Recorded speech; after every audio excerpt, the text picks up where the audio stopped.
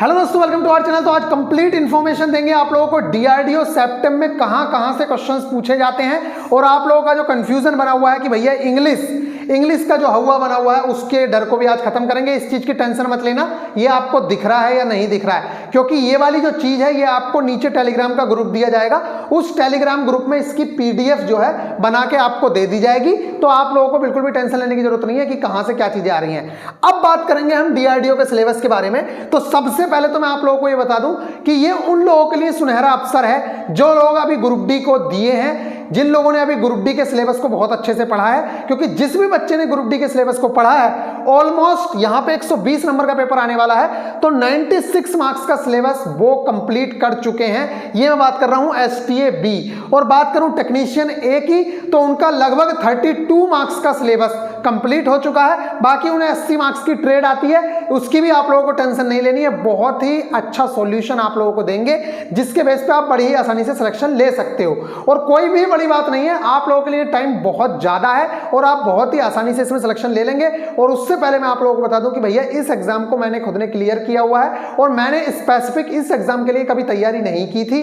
बस ऐसे ही जैसे आप लोग दे रहे हैं पेपर, रेलवे के पेपर दे रहे थे, और बस थोड़ा सा और पढ़ के कि पेपर की डेट आई तो हमने एक हफ्ते और थोड़ा सा इधर की ओर पढ़ लिया और बाकी एग्जाम दे के आए, हमारा एग्जाम निकल गया। और मैं आप लोगों से भी कह रहा हूं कि अगर आपने हिम्मत नहीं हारी तो आपका एग्जाम भी निकल जाएगा, लेकिन अगर आप लोग हिम्मत हारते रहोगे पहले से ही तो भाई कोई नहीं निकलवाने वाला आप लोगों का एग्जाम। दूसरी चीज, ये सबको पता होना चाहिए कि यहां रेलवे नहीं है, ठीक है, कि रेलवे में इतनी पोस्ट होती हैं, यहां पे इतनी ज्यादा पोस्ट नहीं है, कम पोस्ट है तो कट ऑफ भी अच्छी खासी जाएगी।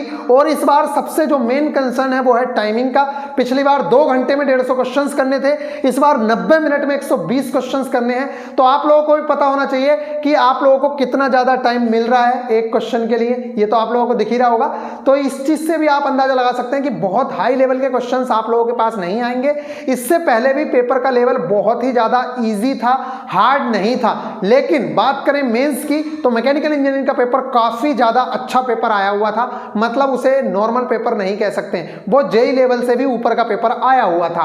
तो चलिए अभी डीआरडीओ सेप्टेम सीबीटी 1 की हम बात कर रहे हैं, हम सीबीटी 2 की बात नहीं करेंगे। और ये सीबीटी 2 वाला जो ख्याल है ये सिर्फ एसटीए बी के लिए है, टेक्नीशियन ए के लिए नहीं है। बाद में हम टेक्नीशियन ए की बुक वगैरह के बारे में भी बात करेंगे, तो फिलहाल हम यहां बात करते हैं। तो आप लोगों को पता है कि एसटीए बी में जो है 24 मार्क्स का मैथ्स, 24 मार्क्स की साइंस, 24 मार्क्स की रीजनिंग, 24 मार्क्स का स्टैटिक जीके प्लस करंट और 24 मार्क्स की इंग्लिश आने वाली है।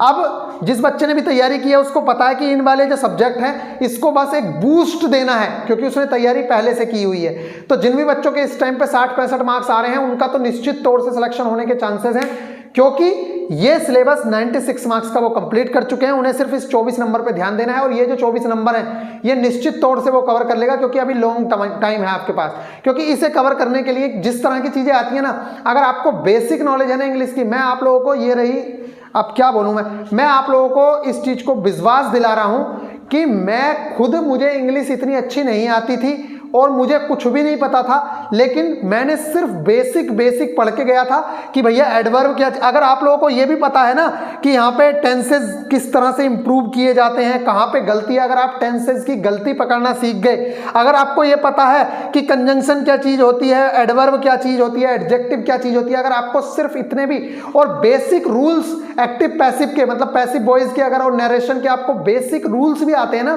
कि जब हम इसका एक्टिव वॉइस का पैसिव वॉइस बना रहे हैं या पैसिव वॉइस बनाते समय हम किस चीज को किस चीज में चेंज करते हैं, आप सिर्फ उन चीजों के बेस पे ही अपने सारे क्वेश्चंस बना के ले जाओगे। क्योंकि यहां पे जो क्वेश्चंस आते हैं वो लगभग, लेवल की बात करूं तो एमटीएस और सीएचएसएल का मान सकते हो, लेकिन उतना लेवल भी नहीं था। 2018 में तो नहीं था, मैं प्रीवियस ईयर के बेस पे ही आपको चीजें बता रहा हूं। आगे हो सकता है, भाई 5 साल हो चुके हैं तो हो सकता है कि थोड़ा सा लेवल ठीक ठाक रख दिया जाए, तो ज्यादा से ज्यादा सीएचएसएल तक के लेवल पे पहुंचेंगे, इससे ऊपर लेवल नहीं जाएगा। और मुझे लगता नहीं है, क्योंकि आप लोगों का एग्जाम टेक्निकल एग्जाम है, तो नॉन टेक में आपसे वो बहुत ज्यादा उम्मीदें नहीं रखते हैं, लेकिन थोड़ी उम्मीदें रखते हैं, क्योंकि डीआरडीओ जैसी ऑर्गेनाइजेशन में आपको थोड़ी बहुत इंग्लिश आनी ही चाहिए। तो गाइज अब यहाँ पे बात करते हैं। तो सबसे पहली बात मैंने आप लोगों को देखी है कि ये ध्यान में रखना है कि 96 मार्क्स का जो सिलेबस है वो आपका कंप्लीट है, इसलिए आप लोगों को अपने मन से सबसे पहले तो टेंशन खत्म कर देनी है कि भैया मुझे सिर्फ 24 मार्क्स कंप्लीट करने हैं, इसको तो मैं रिवाइज करूंगा, चाहे वो हमारे साथ करोगे या किसी के साथ भी। बाद में बात करेंगे कि एप्लीकेशन पे किस तरह से कोर्स चलाएंगे, ये एप्लीकेशन पे अगर करेंगे तो किस तरीके से चलेंगे, और अगर फ्री ऑफ कॉस्ट चलाना चाह रहे हो तो आप कैसे चलेंगे, जैसा आपका मन करेगा वैसा करेंगे। लेकिन यूट्यूब पे इस तरह की जो बार बार की चीजें हैं मैं बताऊंगा आप लोगों को, लेकिन लास्ट तक आप लोग बने रहिएगा। सबसे पहले बात करते हैं यहाँ, तो दूसरा इसमें मैंने लिखा है सबसे पहले इस चीज का भी ध्यान देखना है, और आपका मेन लक्ष्य होना चाहिए कि 90 मिनट के अंदर आपको 120 क्वेश्चन करने हैं। ये ग्रुप डी की तरह मत कर देना कि ग्रुप डी की तरह आप लोग क्वेश्चन ही ना देख पाओ, क्योंकि यहाँ पे भी बहुत बड़ा इस टाइम पे यही रहेगा। क्योंकि आप खुद सोचो, ग्रुप डी में तो 90 मिनट थे और 100 क्वेश्चन करने थे, यहाँ पे 120 क्वेश्चन हैं। तो सबसे बड़ा टास्क आप लोगों का यही है कि आप लोगों को 120 क्वेश्चन देखने रहेंगे। अब बात करते हैं आप लोगों को टेस्ट सीरीज एटसेट्रा के लिए VIP गुरुजी ऑफिशियल एप्लीकेशन, अभी भी मैं लिंक दूंगा नीचे, उसको जरूर से डाउनलोड कर लेना। आप लोगों के फुल टेस्ट पड़े हुए हैं, जिससे टेस्ट देख के आप अंदाजा लगा सकते हो कि पेपर कैसा आएगा। और मैं बात कर रहा हूं सिर्फ और सिर्फ STA B की। हमारे पास ITI वालों के लिए टेस्ट अवेलेबल अभी तो नहीं है, ठीक है, और इन फ्यूचर हो सकते हैं। इस बार हम ITI वालों के लिए टेस्ट नहीं कराएंगे, लेकिन वो नॉन टेक्निकल तैयार कर सकते हैं, क्योंकि non technical as it is आता है, ठीक है गाइज। और ये नॉन टेक्निकल सबके लिए सेम है, ठीक है, जितनी भी ब्रांचेस हैं सबके लिए सेम है, बस उनको छोड़ के ITI वालों को, क्योंकि ITI वालों में ये जो 5 सब्जेक्ट हैं ये 120 नंबर के ना होकर सिर्फ 40 नंबर के हैं, ठीक है गाइज। तो अब यहाँ पे बात करते हैं स्टैटिक जी। सबसे पहले इंग्लिश की बात करता हूं मैं। तो इंग्लिश को 3 पार्ट्स में बांटा जाता है यहाँ, वोकैबुलरी, ग्रामर और आप लोगों के कॉम्प्रिहेंशन। कॉम्प्रिहेंशन में क्या है, सिर्फ और सिर्फ 2 तरह के क्वेश्चंस देखने को मिलते हैं, या तो फिल इन द ब्लैंक के क्वेश्चन पूछ सकता है, ठीक है, या फिर आप लोगों से पैसेज देगा। एक शायद फिल इन द ब्लैंक का क्वेश्चन था और वो इतना इजी था कि कोई मतलब जिसको 10th का भी बेसिक आता है ना वो बंदा भी कर सकता है, इतना ज्यादा इजी था। बात करते बस एक ही चीज में थोड़ी सी डिफिकल्टी आई, एक क्वेश्चन में इसके ये जो आ रहे हैं पैसेज, यहाँ पे सबसे ज्यादा पैसेज के ही क्वेश्चन आएंगे, आप लोग देखेंगे तो आप लोगों का जो वेटेज है वो 15 से 20%। अगर 24 क्वेश्चन आ रहे हैं तो उसमें से 5 क्वेश्चन तक, 5 क्वेश्चन मान लीजिए, हाँ पहले तो ज्यादा क्वेश्चन थे, लेकिन इस बार अगर माने तो 24 में से आप लोगों के 5 या 7 क्वेश्चन, 5-6 क्वेश्चन आप लोगों के पैसेज से मिल जाएंगे। और वो पैसेज कैसे होंगे, उसमें देखो एक पैसेज आप लोगों को दे देगा नॉर्मल, ठीक है, और उसके बाद आप लोगों से क्वेश्चन छटवाएगा, तो उसी में से डायरेक्ट छांट लेने होंगे, आप छांट लोगे बहुत ही आसानी से, उसमें कोई भी बड़ी बात नहीं होगी। दूसरा जो क्वेश्चन आएगा वो हो सकता है आप लोगों को फिल इन द ब्लैंक का दे दे, फिल इन द ब्लैंक के दे रखे थे पिछली बार भी क्वेश्चन, तो उस तरह का क्वेश्चन आएगा, लेकिन उसमें इतने सिंपल, मतलब मैं क्या बोलूं आप लोगों से, इतना सिंपल था वो कि जैसे यहाँ पे लिखा हुआ है कि दिल्ली गैप मार दिया, कैपिटल ऑफ इंडिया, इस तरीके से मैंने एग्जांपल दिया, मतलब इतना इजी आया हुआ था वो, ठीक है गाइस। क्योंकि अगर डिफिकल्ट आता ना तो मैं लिख के दे सकता हूं, मेरा नहीं निकलता, क्योंकि मैं खुद डर रहा था कि यार साउथ के बच्चों के सामने मैं कहां से टिक पाऊंगा, मेरी तो इंग्लिश ही नहीं है। लेकिन उसके बावजूद भी मेरा भी निकला, मेरे दोस्त का भी निकला।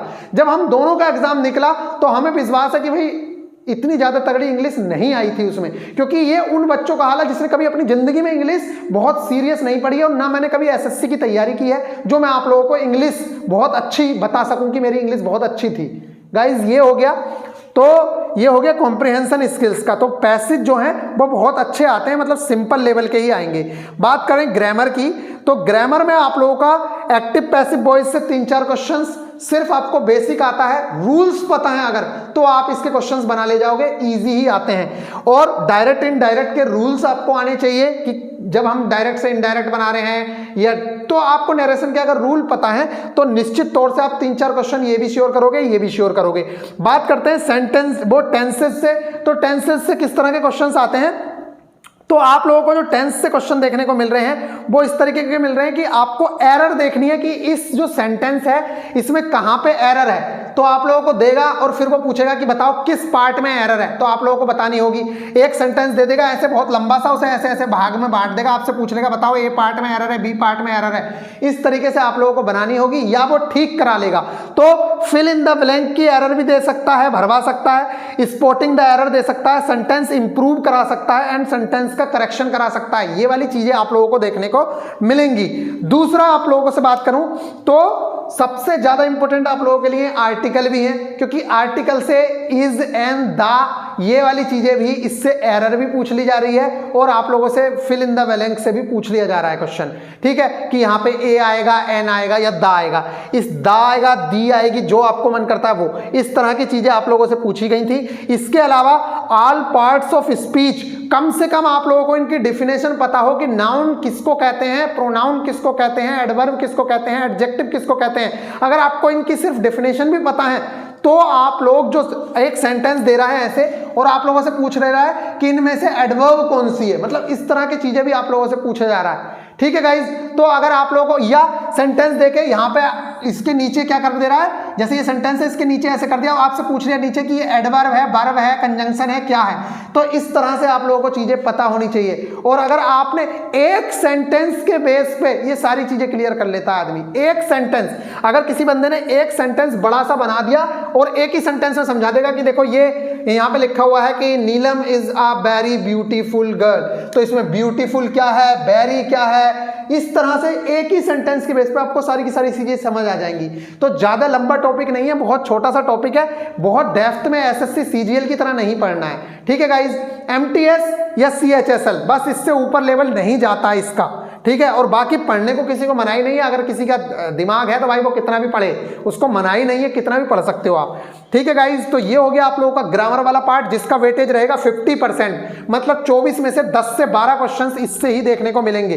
तो ग्रामर में आप लोगों के आर्टिकल आ गए और टेंसेज आ गए, पार्ट्स ऑफ स्पीच आ गई, passive, direct, indirect, reading comprehension skills में अगर मैं बात करूं तो पैसेज आप लोगों को बता दिया है, ठीक है। पिछली बार तो नहीं आया था ना पैराजंबल ना क्लोज टेस्ट, इस तरह की चीजें, तो आप लोग देख सकते हैं पैसेज से रिलेटेड ज्यादा क्वेश्चंस देखने की उम्मीदें मिलेंगी, ठीक है। नेक्स्ट है वोकैब में, तो वोकैब में वन वर्ड सब्स्टिट्यूशन से क्वेश्चंस 100% आता ही आता है, पिछली बार भी आया था। और पिछली बार का मैं आप लोगों को बताऊं तो एक ही चीज ये पकड़ लेता है, पिछली बार फोबिया पकड़ लिया था तो फोबिया ही फोबिया पूछे जा रहा था। इसी तरीके से आप लोगों को पता होना चाहिए जितने भी वन वर्ड सब्स्टिट्यूशन है, और वन वर्ड सब्स्टिट्यूशन कोई भी इंसान 6 से 7 दिन में बड़ी आसानी से कंप्लीट कर सकता है, क्योंकि वन वर्ड सब्स्टिट्यूशन आए हुए थे। इसके अलावा ईडियम्स एंड फ्रेजेस से क्वेश्चन थे और एंटोनियम सिनोनियम से। तो देखो एंटोनियम सिनोनियम तो सारे याद हो नहीं सकते आप लोगों को, और ईडियम फ्रेजेस भी शायद नहीं होंगी इतनी जल्दी, इंग्लिश मीडियम का बच्चा है तब तो वो कर ही लेगा, अदरवाइज आप लोगों से इतनी जल्दी आसानी से याद नहीं होंगी। लेकिन वन वर्ड सब्स्टिट्यूशन जरूर कर लेना, 3 क्वेश्चन के आसपास आ रहे थे हर बार। तो वोकैब एक बार को छोड़ी भी जा सकती है,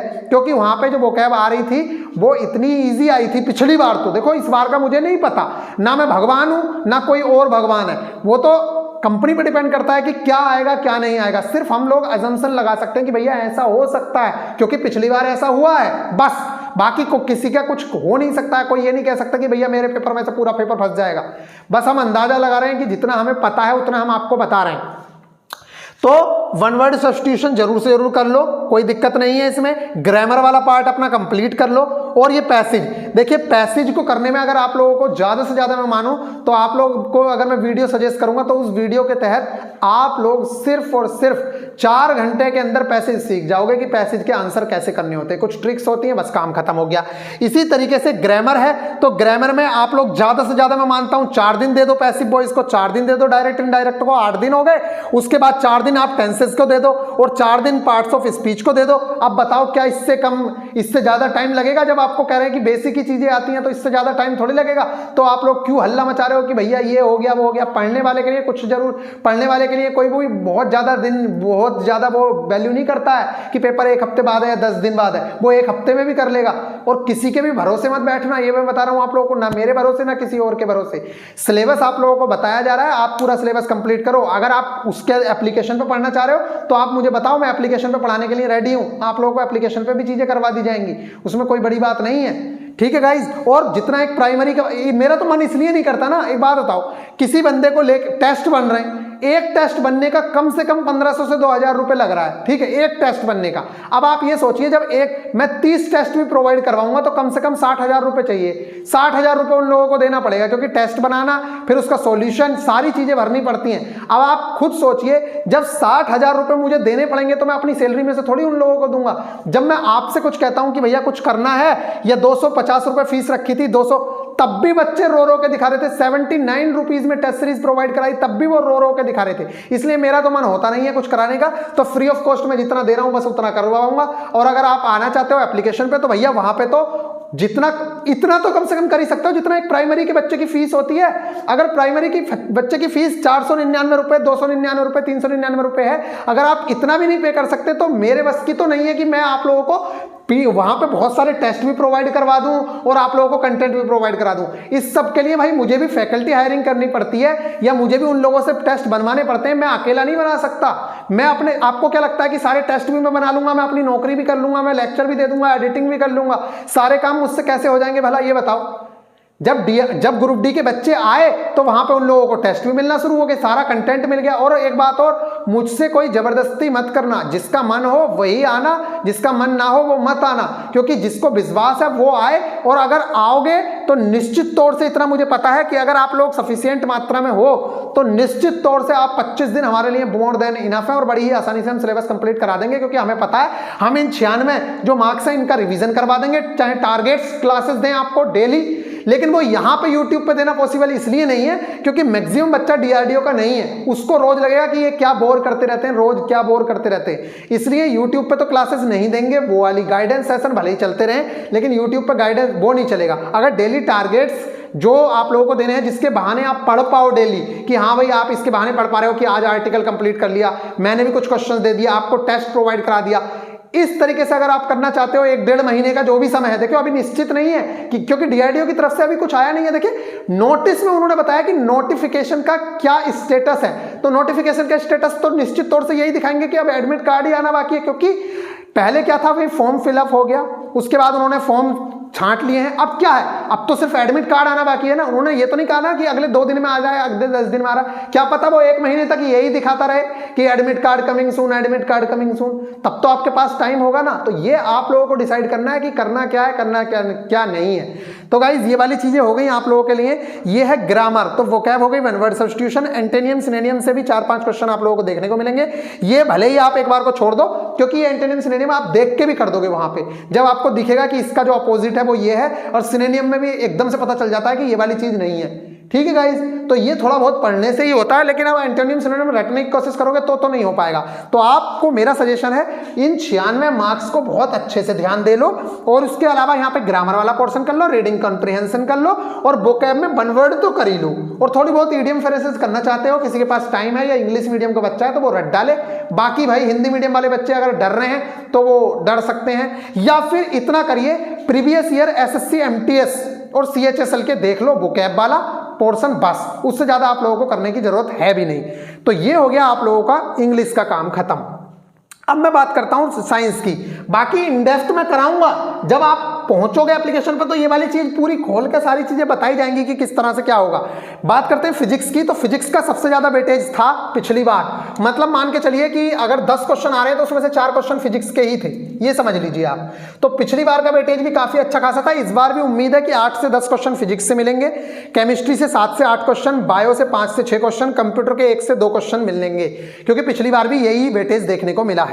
और कंप्यूटर से तो ज्यादातर फुल फॉर्म या फिर इनपुट आउटपुट डिवाइसेस से रिलेटेड क्वेश्चन पूछा जाता है, ठीक है। और बायो में एक आध चित्र से रिलेटेड टॉपिक पूछा जाएगा, ठीक है, जिसमें कान का चित्र, आंख का चित्र, ये सारे चित्र देके वो पूछ लेता है कि ये क्या चीज है। इस तरह की चीजें जैसे ग्रुप डी में आप लोगों ने देखी है। तो 96 मार्क्स तो as it is group D के हैं STA B वाले स्टूडेंट्स के लिए, ये मैं निश्चित तौर से कह रहा हूं। और अगर आप लोग चाहोगे तो मैकेनिकल, सिर्फ मैकेनिकल की बात हो रही है, मैकेनिकल वाले स्टूडेंट के लिए टेक्निकल क्लासेस चलवा देंगे। मैंने आप लोगों को पहले ही बताया था कि दूसरा बंदा गोल्ड मेडलिस्ट है NIT से और PhD किया हुआ है, तो अगर वो यहाँ पे पढ़ाएंगे तो उसको मुझे कुछ पे करना पड़ेगा, जिसे मैं अपने घर से पे नहीं कर सकता। आप लोगों को बेस्ट पढ़ाएंगे, टेस्ट सीरीज प्रोवाइड कराएंगे, वो आपके ऊपर डिपेंड करता है आप चाहते हो या नहीं चाहते हो। लेकिन इतना पता है मुझे कि देखिए जब आपका 1 से 2 महीने तो एग्जाम ही होगा, फिर कम से कम 2 महीने में आप लोगों का रिजल्ट देखने को मिलेगा, और फिर कहीं जाके आप लोगों का होगा, तो आपके पास मोर देन इनफ टाइम है उसके लिए, ठीक है गाइज। तो ये हो गया। अभी फिलहाल इस चीज पे ध्यान दो,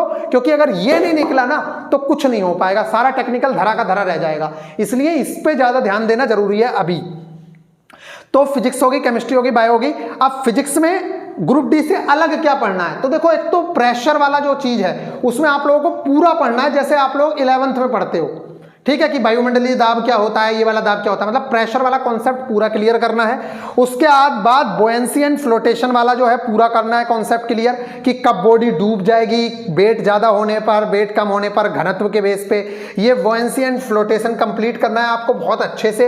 इसके अलावा आप लोगों को वर्क, पावर एंड एनर्जी से क्वेश्चन देखने को मिला था, साउंड वाले चैप्टर से भी क्वेश्चन देखने को मिला था, ठीक है। और उसके अलावा ध्वनि वाले चैप्टर से हो ही गया। हीट से क्वेश्चन देखने को मिलेंगे, लेकिन थर्मोडायनेमिक्स जो आप लोगों का मैकेनिकल का एक सब्जेक्ट भी है, तो उससे क्वेश्चंस इन डेप्थ पूछे जाते हैं। और मात्रक एवं विमाएं, इससे भी क्वेश्चंस देखने को मिलते हैं, और काफी अच्छे खासे लेवल का मात्रक से क्वेश्चन पूछ लेता है वो। कई बार आप लोगों से ऐसा मात्रक पूछ लेगा जो काफी ज्यादा, जैसे कि श्यानता गुणांक का मात्रक पूछ लेगा आप लोगों से, इस तरह के मात्रक पूछ सकता है, विमाएं पूछ सकता है, ठीक है। या फिर प्लांक नियतांक का पूछ लेगा, तो आप लोगों को ये वाली चीजें पता होनी चाहिए।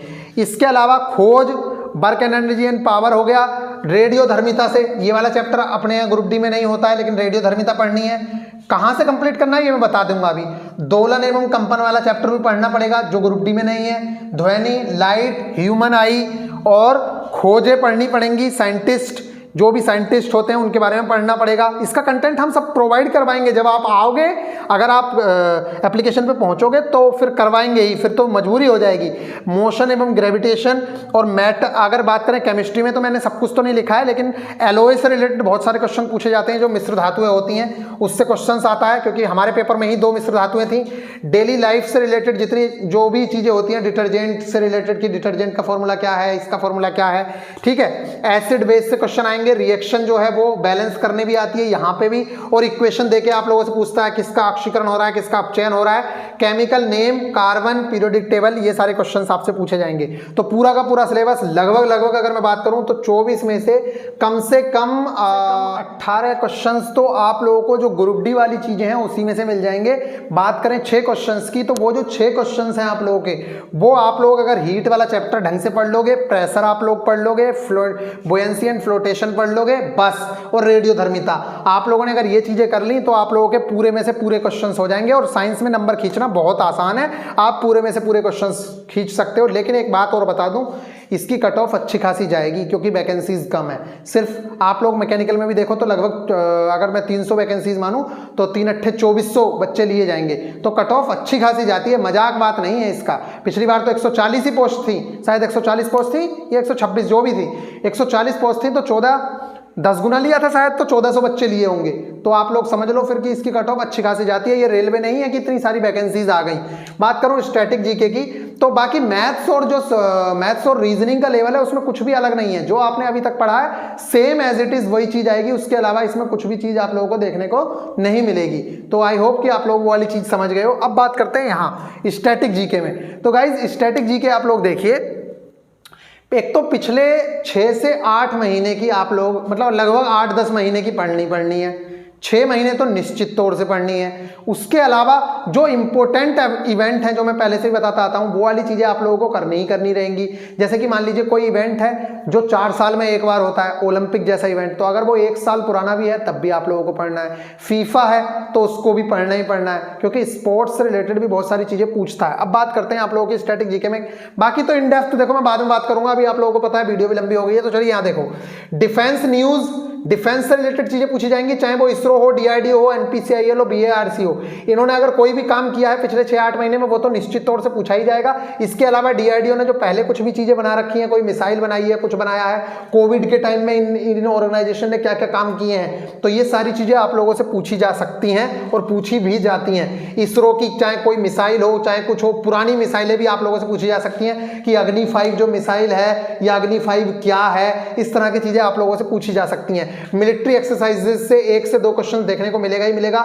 स्पेस से रिलेटेड भी कुछ ना कुछ देखने को मिलता ही है। और इंटरनेशनल जो न्यूज है, जैसे कि अभी यूक्रेन रशिया का युद्ध हुआ है, तो उनसे रिलेटेड भी आप लोगों से उनकी लोकेशन पूछी जा सकती है कि वो कौन से महाद्वीप में है। इस तरह की चीजें भी आप लोगों से पूछी जा सकती है। उनकी कैपिटल पूछी जा सकती है, करेंसी पूछी जा सकती है, और भी चीजें आप लोगों से पूछी जा सकती हैं। साइंस एंड टेक से रिलेटेड क्वेश्चंस आप लोगों को देखने को मिलते हैं। तो मेन जो फोकस है उसका डिफेंस और साइंस एंड टेक पे रहता है। दूसरे नंबर का मोस्ट इंपोर्टेंट टॉपिक है है डीआरडीओ के लिए स्पोर्ट्स से रिलेटेड क्वेश्चन पूछता है। तीसरे नंबर का इंपॉर्टेंट टॉपिक है अवार्ड एंड ऑनर्स, जितने भी अवार्ड होते हैं, बड़े बड़े ज्ञानपीठ पुरस्कार है, नोबेल प्राइज है, ये सारी की सारी चीजें आप लोगों से पूछी जाती है। नोबेल प्राइज अभी पूछे जा रहे हैं तो आपसे बहुत ज्यादा पूछे जाने की उम्मीद है, पिछले वाले भी और नए वाले भी। और बाकी टेनिस ग्रैंड स्लैम होते हैं, हर जगह जितने भी बड़े बड़े अवार्ड्स हैं, आईपीएल हुआ है, ये सारी चीजें आप लोगों के लिए मोस्ट इंपोर्टेंट है जो आपसे पूछी जाएंगी। ऑल इंटरनेशनल ऑर्गेनाइजेशन से रिलेटेड क्वेश्चंस, समिट जो होती रहती हैं, और उसके अलावा पॉलिटी से आप लोगों को पता ही है कि अभी राष्ट्रपति चुनाव हुआ है तो उससे रिलेटेड क्वेश्चन पूछा जा सकता है, आर्टिकल पूछा जा सकता है, पुराने राष्ट्रपति पूछा जा सकता है कि ये कौन से नंबर की महिला राष्ट्रपति हैं, इनसे पहले कितनी महिला राष्ट्रपति रह चुकी हैं, पहली महिला राष्ट्रपति कौन थी, कोई भी क्वेश्चन बन सकता है। तो पॉलिटी जो न्यूज में है वो आप लोगों से रिलेटेड पूछी जा सकती है। तो गाइज ये वाली चीज हो गई। इन्वायरमेंट से रिलेटेड क्वेश्चन पूछे जाते हैं, बुक्स एंड अथर से क्वेश्चन पूछा जाएगा, कंट्री कैपिटल एंड करेंसी से क्वेश्चन पूछा जाएगा, राष्ट्रीय चिन्ह, पार्क और इसके अलावा वेटलैंड से क्वेश्चन पूछा जाएगा। निकनेम, आप लोगों को पता है कि किसी शहर का नाम क्या होता है, किसी का निकनेम क्या होता है, महात्मा गांधी को महात्मा किसने कहा, ये वाली जो चीजें हैं। नारे, जितने भी नारे हैं कि करो या मरो का नारा किसने दिया, इस तरह की जो भी चीजें हैं। फर्स्ट इन इंडिया, इंडिया में कोई भी काम पहली बार हुआ है, चाहे वो जीके में हो, मतलब करंट जीके में हो, चाहे वो पुराना हो, ठीक है, सबसे ऊंचा, सबसे लंबा, सबसे बड़ा, ये वाली चीजें भी आप लोगों से पूछी जाती हैं। गवर्नमेंट की स्कीम्स और जितने भी डांस हैं और त्योहार हैं, इस तरह से आप लोगों से चीजें पूछी जाएंगी। तो आई होप आप लोग अपना सिलेबस समझ गए हैं। फाइनली आप लोगों से एक बार फिर से कह रहा हूं, अगर आप लोग चाह रहे हो तो भैया मैं आज से ही, मतलब आज ही आप लोगों की बहुत सारी वीडियोस अभी उसमें एप्लीकेशन में एंटर करवा देता हूं, वहां पे डाल देते हैं और आप लोग वहां पे जा सकते हैं, जिसमें आप लोगों की कम से कम फीस इतनी होगी, या तो 399 रुपए या 499 रुपए, जिसके अंदर मैं आप लोगों को पूरा बता रहा हूं। जो STA B वाले स्टूडेंट हैं उन्हीं का मैक्सिमम कंटेंट है। आप लोगों का जो टेक्नीशियन A वाले स्टूडेंट हैं वो सिर्फ नॉन टेक ही देख सकते हैं, इसके अलावा उसमें कुछ नहीं मिलेगा। और इससे कम फीस में शायद ही कुछ हो पाएगा, इससे कम में मैं तो कुछ कर नहीं पाऊंगा। क्यों? और वो भी मुझे लग रहा है कि आप लोगों के मैं वापस कर दूंगा, अगर मुझे इनफ स्टूडेंट नहीं मिले, आप लोगों को सारा का सारा वापस कर दूंगा। इसलिए मैं आप लोगों से कह रहा हूं ये आपका रिफंड भी हो जाएगा, इसमें कोई बड़ी बात नहीं है। लेकिन आप लोगों से पहले मैं कह रहा हूं कि भैया आप किसी के भरोसे मत रहो, मैंने आपको सारा सिलेबस बता दिया। इसके अलावा आप कहोगे कि भैया इस चीज का और करा दो, तो मैं फ्री ऑफ कॉस्ट वो चीज भी करवा दूंगा। बाकी आप आना चाहोगे तो आपको क्या मिलेगा ये मैं बता दूं। आप लोगों को इंग्लिश जो है उसके बेस्ट सोर्सेज बता दिए जाएंगे कि कहां से आप लोगों को कंप्लीट करनी है। बाकी जो सब्जेक्ट है उन्हें कैसे करना है, सारी चीजें बता दी जाएंगी। सारे सब्जेक्ट्स के आप लोगों को प्रैक्टिस सेशन दे दिए जाएंगे, किस तरीके से आपको प्रैक्टिस करनी है। इसके अलावा कंप्लीट जो टेस्ट है, कम से कम 30 टेस्ट हम लोग आप लोगों को प्रोवाइड करवा देंगे, फुल टेस्ट। और बाकी कम से कम 30-30, 40-40 सेट आप लोगों को शायद इसके भी दे देंगे, मैथ्स के, रीजनिंग के, साइंस के भी टेस्ट बनवा देंगे कम से कम 20-30, ठीक है, वो साइंस कह रहा हूं, उसके इंग्लिश के भी टेस्ट बनवा देंगे और बाकी सब्जेक्ट्स के भी आप लोगों को टेस्ट बनवा देंगे। ये आप लोगों पर डिपेंड करता है, अगर आप लोग चाहोगे। मुझे कोई जबरदस्ती नहीं है, ना मुझे कोई शौक चढ़ रहा है, क्योंकि मेरे ऊपर टेंशन ही बढ़ेगी इस चीज की। बस मैं तो इसलिए कह रहा हूं कि कुछ लोग अगर चाह रहे हैं कि वो लोग डीआरडीओ में सिलेक्शन ले लें, तो भाई इतना मैं कर सकता हूं, ये भी आप पे डिपेंड है। मुझ पे मत कहना कि भैया आप तो पैसे के लिए कर रहे हैं, मैं 1 रुपया नहीं ले रहा, मैं जितना करा रहा हूं आप इसी को देख लो। बस जितना मेरे पास टाइम होगा उतना मैं करा दूंगा, मुझे एएलपी वाले स्टूडेंट्स को भी देखना है। तो गाइज वो आपके ऊपर डिपेंड करता है। अगर आप चाहोगे तो जैसे 25 दिन का उनका कोर्स चलाया था, इस तरह से आप लोगों का पूरा जब तक एग्जाम नहीं होगा तब तक के लिए हम लोग करा सकते हैं। इसमें मेरी कोई गारंटी नहीं है कि पेपर एक दिन बाद कल को भी होगा तो मैं कुछ नहीं कर सकता, 4 महीने बाद होगा तो मैं कुछ नहीं कर सकता। मैं तो जब तक मुझसे होगा मैं अपनी जी जान से जितना कर सकता हूं मैं उतना करूंगा आप लोगों के लिए। चलिए फिर मिलेंगे नेक्स्ट वीडियो में, ख्याल रखिएगा। बाकी आप लोग बताइए आप लोग क्या चाह रहे हो, और मैं आज से ही आप लोगों के सारे लेक्चर शूट कर लेता हूं। देखिए पढ़ाई के लिए पूरे YouTube पे बहुत सारा कंटेंट पड़ा है, लेकिन आपको पता होना चाहिए ना कि इस सब्जेक्ट के अंदर कितनी डेप्थ में क्या चीज पढ़नी है। पढ़ा तो है, पढ़ तो आप लोग ही, तो वो जो गाइडेंस सेशन है, मैं अभी भी बता रहा हूं, कोर्स के अंदर आप लोगों को मेनली जो है वो गाइड किया जाएगा कि कहां से कौन सी चीज कंप्लीट करनी है। वो सोर्सेज आप लोगों को प्रोवाइड करवाए जाएंगे कि यहां से कर लो। इंग्लिश के मैं अपने नोट्स भी प्रोवाइड करवा दूंगा, बाकी चीजों के भी नोट्स प्रोवाइड करवा दूंगा, बस इससे ज्यादा मैं कुछ नहीं कर पाऊंगा, ये आप लोग समझ लीजिए। बाकी आपका मन है, जैसा आप कहोगे मैं वैसा करने तैयार हूं। मिलेंगे फिर नेक्स्ट वीडियो में, ख्याल रखिएगा, take care. Free of cost 3 test पड़े हुए हैं फुल डीआरडीओ के, आप जाके लगा लीजिए, ठीक है। VIP गुरुजी ऑफिशियल एप्लीकेशन डाउनलोड